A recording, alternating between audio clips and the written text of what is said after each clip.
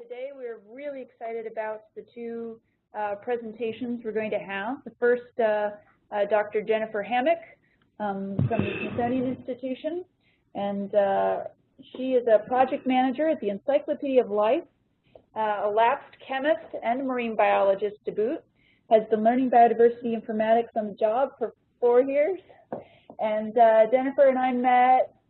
Maybe that was the beginning, 4 or 5 years ago when you were starting on the road of citizen science, crowdsourced data collection as well.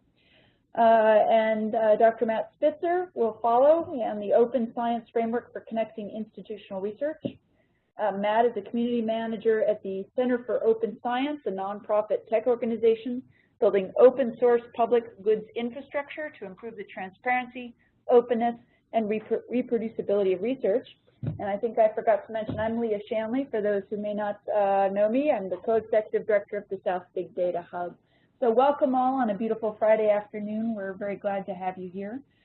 Jennifer, I forgot to mention her title, is the Biodiversity Open Data Landscape, a Beautiful Mess. And with that, Jennifer, please take it away. Thank you, Leah, and thank you everyone for coming. I haven't been to as many of these meetings as I'd like, but I try to keep up on the Slack. And I think this is a little different from most of the presentations you've had. I've seen a lot of solutions presented, and I am, I guess, going to have more of a use case representing my research community and our data. I do have 1 or 2 things to crow about, but mostly I think it turns out I'm bringing you my problems. So thank you for coming, and I hope you will have lots of feedback and suggestions for me to pass on to my people. The first thing to mention about the biodiversity data sphere is, as big data goes, it's not that big, but it is messier than most big data, at least that I have read about. So you're talking about, some 2 million species, less than 1 trillion records in terms of a thing that has a bunch of metadata in it but represents one simple event. They come from 2 sources primarily. There's a long history of natural history work out of museums and herbaria and that kind of institution going back a long way. And the numbers that indicate the messiness are things like this, the 200 years. So imagine research being done over a period of about 200 years since sort of late in the career of Carl Linnaeus, who started naming organisms. And you can imagine the variety you might get in recorded data. And a lot of it is written down. The vast bulk of the breadth of information we need is written down, so it's recently been digitized and is being reborn digitally. Increasingly, some of it is born digitally nowadays, but we are primarily concerned actually with the old stuff, because the new stuff, to a greater extent, takes care of itself. And our job in my community is to bring everything together, including the historic data, which is important for things like climate change and other global trends for which you require a baseline to compare what's going on now with what we would have expected, say, without human intervention. So a lot of old data, a lot of data that's inherently complex, but again, we're only talking, for the most part, in the millions of records.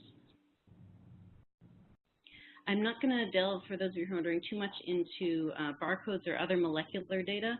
We touch that sphere, but that's another sort of born digital, much more organized subsphere of biodiversity data, so most of the problems are outside of that area. One of the 2 big sources, the museum specimens, that looks something like this. This is carefully staged, but otherwise realistic depiction of museum specimen material from which the data originates. This is the birds department at my museum, the Smithsonian, here in DC. Same museum, different department. This is entomology, and again, some of their prettiest specimens, but this is representative of the depth and numbers.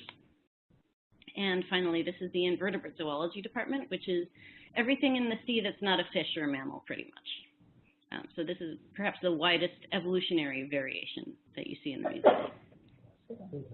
Sorry. So these guys are one big source of the raw material that we're working with. The other one is born digital and often online, and it's it goes by many names. Science is probably the most familiar. This is a snippet of activity from a platform called iNaturalist. This is where ordinary humans who may be professional biologists, but usually are not, go out into the world, identify an organism, and place it with a photograph to voucher what it was on a map with a timestamp. This is a representation of INAT data at the global scale, but to give you a sense of density, this is our neighborhood here in DC. So this is the typical density of pins you'd find in an urban area on a platform like iNaturalist, of which there are maybe a dozen sizable ones over the globe, and a couple of hundred smaller boutique platforms assembling this kind of data. And again, each of these records is primarily a species name, a location, a date stamp, and something to voucher it, usually a photo. This is a snapshot of GBIF, which is the largest aggregator of data of this kind. And it does include iNaturalist, for example, and a number of museum sources. The Smithsonian's in there, the big European natural history museums, London, Hamburg, Paris, and so on. They're all in there. And also, the biggest single provider to this map is called eBird. It's a citizen science platform. And because birds have more charisma than any other group, they provide about a third of the data overall on this platform. So a third of this data is within the past several decades in a group that represents less than 1% of biodiversity. I mentioned some of the data was in text form, and so that is primarily right now in the process of being structured. For the most part, it has been scanned already. You'll find it. This is a snapshot from the Biodiversity Heritage Library. You will find an image of a page. You'll find OCR, and the OCR keeps evolving, as I'm sure you're all aware. The quality right now is not bad for most of the text that's available in here, although it does depend to a certain extent on typeface, and that depends to a certain extent on vintage. So older text can be a little bit more problematic to scan.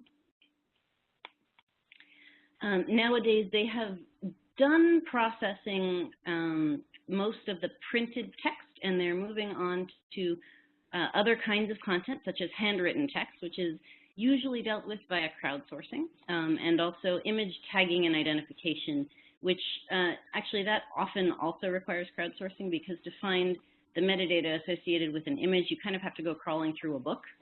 So they have some representation in Zooniverse, which is a general purpose online citizen science and crowdsourcing platform where you can do anything from identify galaxy types to figure out what this spider illustration is of.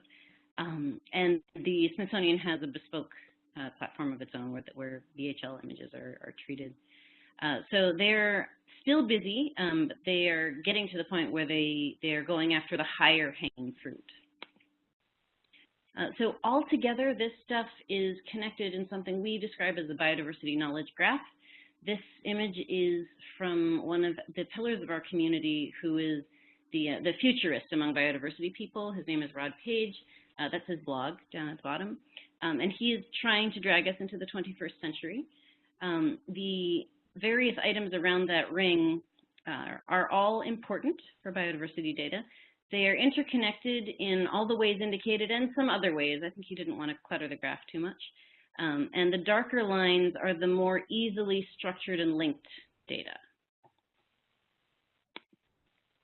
Most of this is that one accomplishment I really wanted to crow about. Most of this data is mostly open. Sorry, most of these categories of data are mostly open. So you can get to it. There usually isn't a paywall.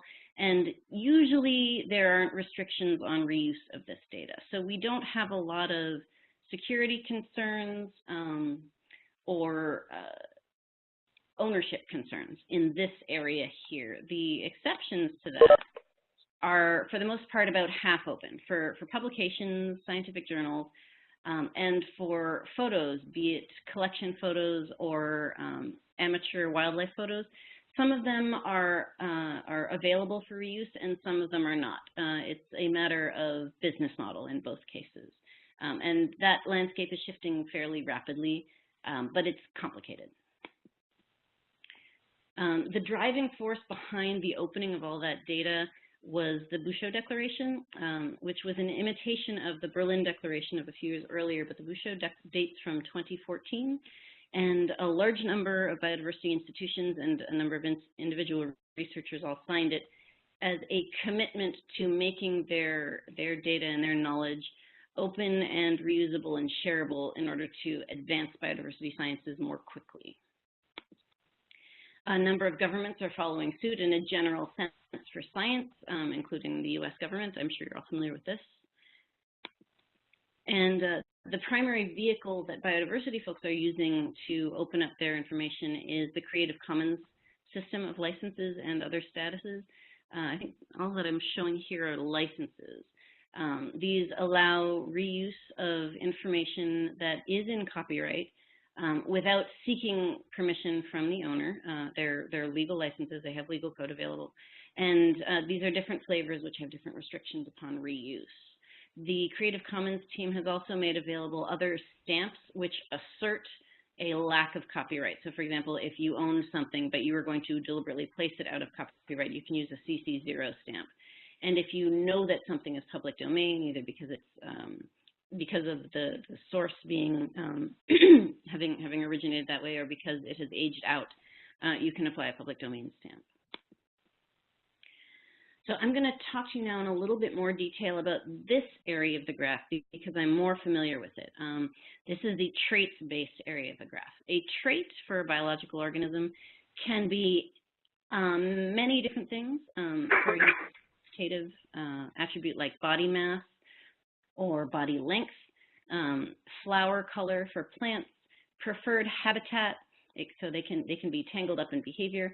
And my project, the Encyclopedia of Life, as well as a number of smaller projects, have been aggregating traits at the species level, trying to make this information available for reuse and for better indexing of the rest of biodiversity knowledge.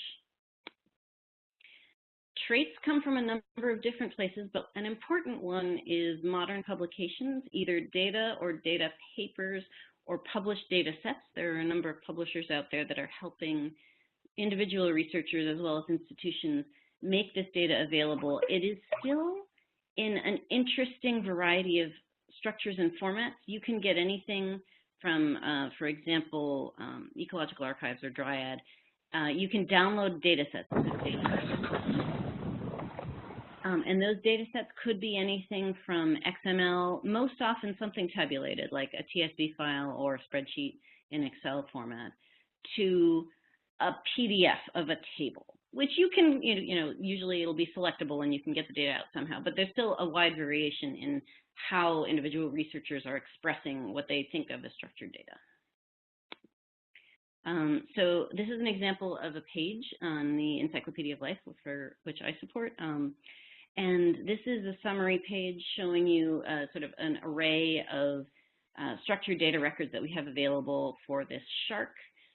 This is just a summary view, but to get a closer look, this is what an individual record might look like. These are two different records for different species. So, onset of fertility is typical of a vertebrate animal. Cell mass is more common for a microbe like sea sparkle. And records come with metadata, but we aggregate from everywhere, and metadata varies extremely widely. We have an ever-expanding vocabulary of metadata terms, and we borrow them wherever possible from online, fairly mature online ontologies, many of which are produced by something called the Obo Foundry. But we have found that all existing ontologies in our domain are incomplete, so we frequently have to make up terms and place them in our ad hoc vocabulary. We're hoping someday to deprecate all of those and adopt terms from somebody's ongoing maintained vocabulary, but that's an ongoing process. I have a visual of this, which I'm going to try and jump out to. Let me know if this is working. No, it's still thinking at my end.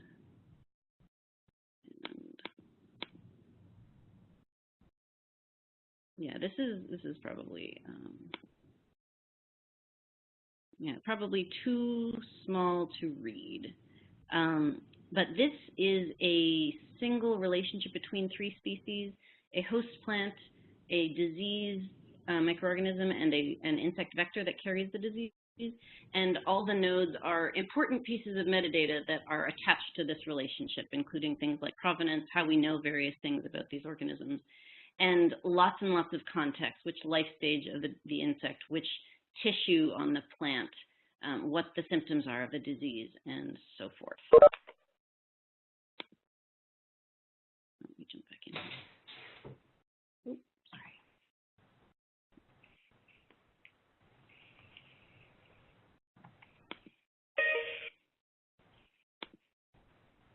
Oh. Oh, there it is.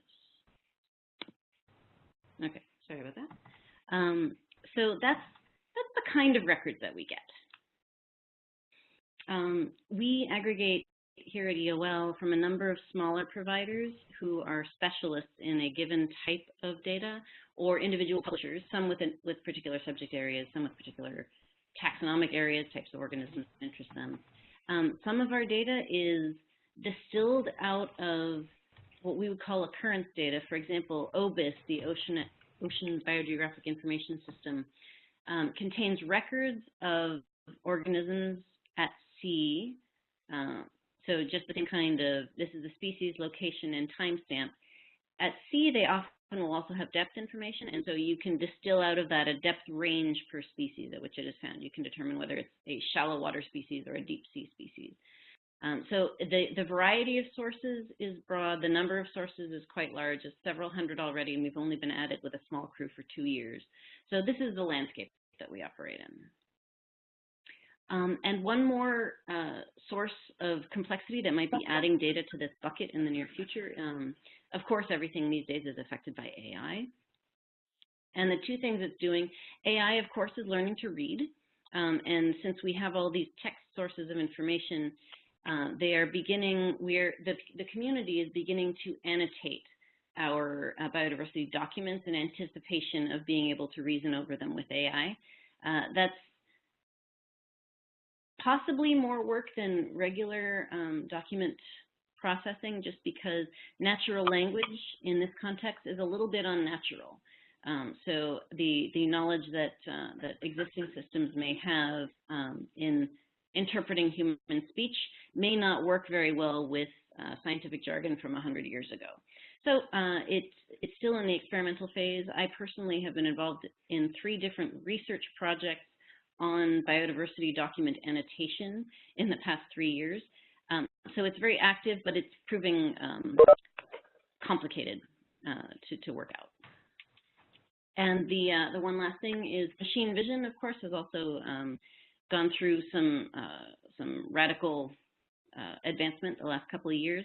And PlantNet is the first product that I have seen come to market that has really benefited from deep learning.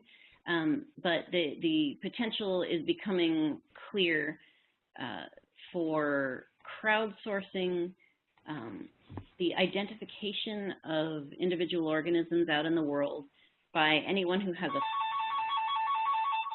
speaking of, it's not equally tractable with all organisms, but with flowering plants, with anything larger than a centimeter or 2 that can be captured well enough on a phone, it is potentially someday possible to get an identification from a photograph if you take it well enough. Currently, photo quality, which is a human problem primarily, is probably the biggest bottleneck to getting this kind of thing to be more productive in terms of number of observations. And that is what I have for you. Awesome. Well, thank you very much, Jennifer. Do folks in the room or folks online have questions? I have a question. If we're mic. Yep, your mic. Oh, can you hear me? Can you hear me? Yep. Or do you want to call Okay, close great. it? So when you were showing the, I guess it was maybe the 4th or 5th slide that had all the observations. The pretty one? Keep going. Yeah, that one, go back. Forward, rather. One more. Oh, really? Okay. Yeah. Well, the one that had like the There. Oh, sorry. Anyway, the one that had all the observational data on it. Oh, yeah. Yeah, these two probably. Yeah. Mm-hmm. I was interested to note that there seemed to be a bunch of observations out in the middle of the ocean. Oh, yeah. Sorry, this is probably the one they want.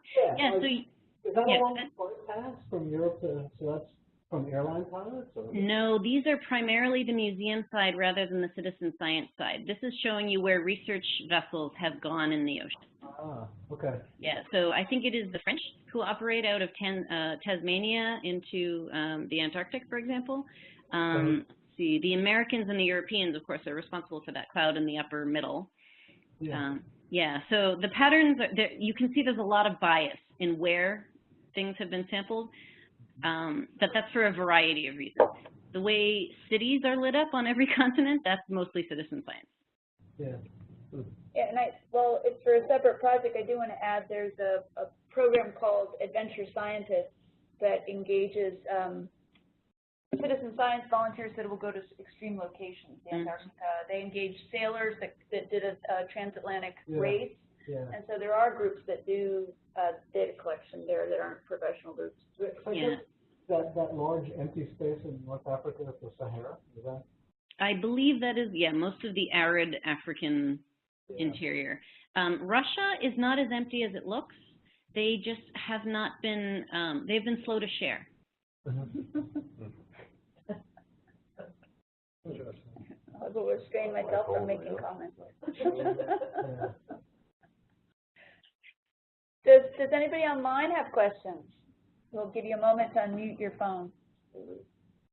I have a question. This is Mike over at UNC. So I'm curious about, I'm curious about now trying to match this up with what the data hubs are interested in. So like one question would be, how much what's going on here overlaps with efforts like NSF efforts like Data One or SEED or TerraPop, or how it intersects with things like efforts to build sort of national scale catalogs. So for example, how are we promoting findability of this kind of data, and perhaps how, I'm looking for sort of intersection points now with, if the data hub was a thing that brought together researchers and citizens with this data to discover it, manipulate it, and so forth. Are there any sort of ideas or visions about what's lacking, what's already covered?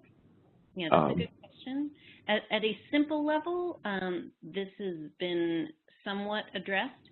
For example, sources of exactly this kind of data are usually in contact with one another. So for occurrence data in the US, for example, there is a portal called BIFON, Biodiversity Information something. Their slogan is Biodiversity Information Serving Your Nation, I think.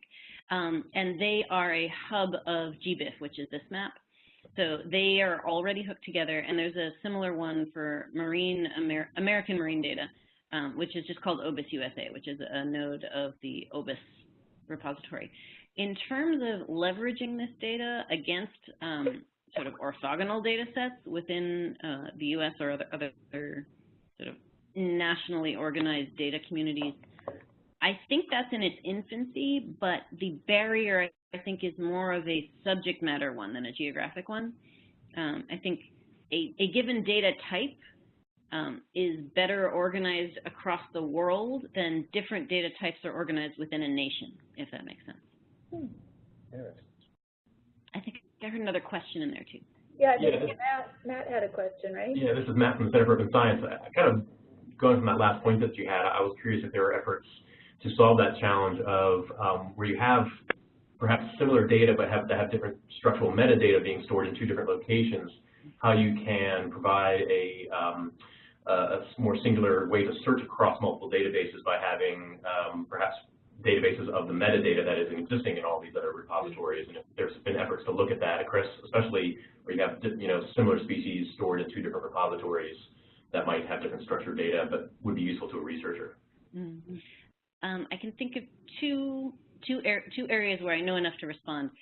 One is within this very kind of data, this particular biodiversity data of the species in the place at the time. We tend not to aggregate metadata so much as really try to get all the records represented in aggregator databases, and then the problem does become duplication because there's more than one layer of aggregation. So there are a number of small databases, for example, aggregated by Bison within the US, and some of them also belong to international organizations that may aggregate their data also. So by the time it gets up to GBIF, it's there twice. And people are gradually getting better at their use of identifiers so that we can more easily deduplicate that data. But that's the state this particular data type is in currently. And, oh, do I remember what the, oh, yeah, so the aggregation of metadata is more outside my ken, but my understanding was that that was one of the roles of Data One, for example, in the US. But someone more savvy might be able to help answer that question. Well, I can make a comment on it. We've got a project here at Red Sea that is essentially a data bridge. It's called a data bridge. It's basically about accumulating metadata and searching through it. And so I don't know. Right now we're working with some people from the neuroscience community and a thing called Skiz Connect to try to map a fair amount of metadata from different locations together. So there are, that's the only one I know of because I haven't been working on it, but there are certainly other efforts to do this. I have a question for that response. I'm sorry, I didn't catch your name. Oh, Howard. Hi, Howard. Do you know if that's primarily done through, are people aspiring to directly map one field to another, or are they constructing vocabularies in between to describe the relationships among fields? Yeah, that's a really good question. So in the case of the neuroscientists at the moment, what they're trying to do is what they think of as harmonization, which some of us might think of as semantic mapping. And they're just going to try to take a bunch of their key value data, right, and map the keys onto some sort of common key and try to map the values into a common set so that you can make some kind of comparisons. And so, for example, there's something called SAS, which is I can't remember what it stands for. Basically, it's a personality assessment for schizophrenia disorder. And there's a certain number of questions in the assessment, and so they're trying to map other assessments into that assessment and try to map the values in similar time so that you can have some common basis for comparison. But otherwise, you're right. You've got to have some sort of semantic or ontological similarity, or what exactly are you trying to compare? Without that, it's kind of difficult. Yeah, it is still difficult. We in the biodiversity community think of looking at neuro and the biosciences in general as looking about 10 years into the future in terms of ontology development. Because that's how far we think they are ahead of us. And I'm not surprised it's still hard. Yeah. Well, if it makes you feel any better, it's still hard.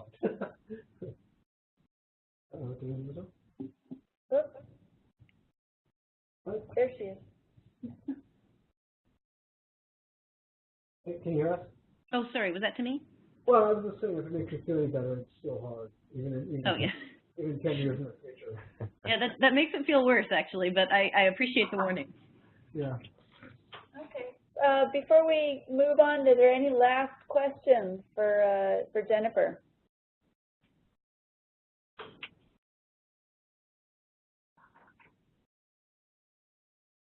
Okay, hearing no other questions, thank you very much, Jennifer. We really enjoyed that. And we will be making that